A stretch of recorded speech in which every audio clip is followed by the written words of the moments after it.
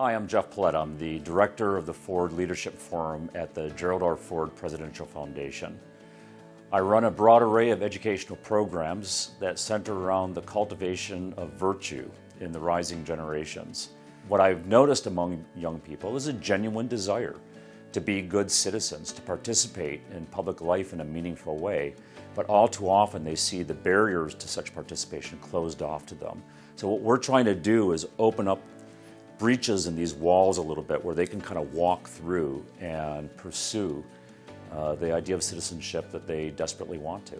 The best part of today has been connecting with fellow students and non-students. It's not something that we get to do much at a university. We're kind of in the same homogeneous community, so it's really cool to hear other perspectives that I might not hear on campus. I love the idea of intellectual discussion, and I think that's very scarce in college campuses in a very real fashion.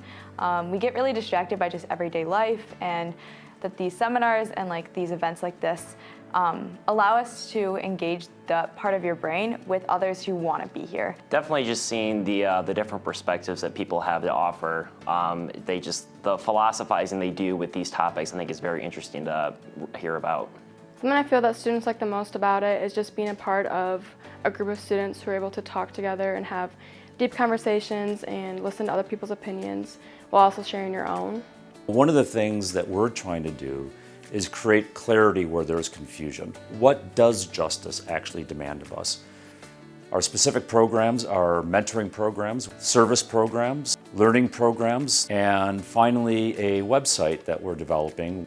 We are trying to establish justice and ensure domestic tranquility. Those are two of the great aspirations we have here at the Leadership Forum.